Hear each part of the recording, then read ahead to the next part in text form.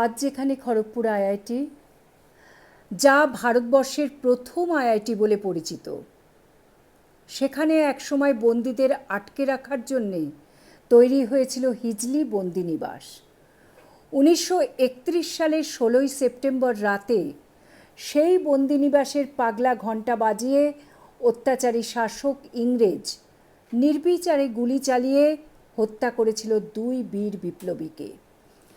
একজন নেতাজি সুভাষচন্দ্র বসুর সহপাঠী সন্তোষ কুমার মিত্র এবং অন্যজন মাস্টারদা সূর্য সেনের অনুগামী তারকেশ্বর সেনগুপ্ত।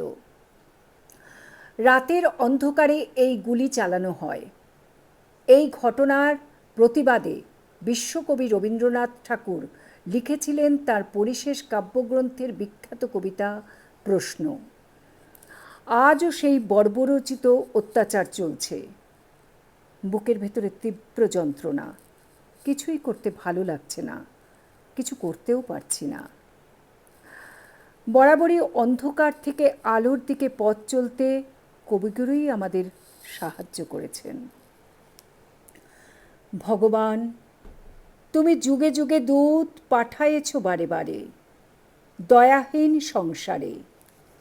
তারা বলে গেল ক্ষমা করো সবে, বলে গেল ভালোবাসো, অন্তর হতে বিদ্বেষ বেশ নাশো। বরণীয় তারা, স্মরণীয় তারা, তবুও বাহির দ্বারে আজি দুর্দিনে ফিরানো তাদের ব্যর্থ নমস্কারে। আমি যে দেখেছি গোপন হিংসা কপট রাত্রি ছায়ে হেনেছে নিঃসহায়ে। আমি যে দেখেছি প্রতিকারহীন শক্তের অপরাধে বিচারের বাণী নীরবে নিভৃতে কাঁদে।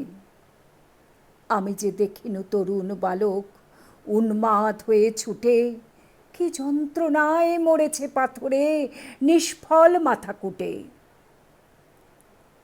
কণ্ঠ আমার রুদ্ধ আজিকে বাঁশি সঙ্গীত হারা অমাবস্যার কারা।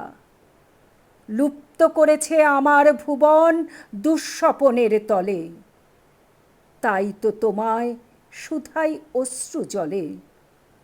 যাহারা তোমার বিষাইছে বায়ু নিভাইছে তব আলো, তুমি কি তাদের ক্ষমা করিয়াছ?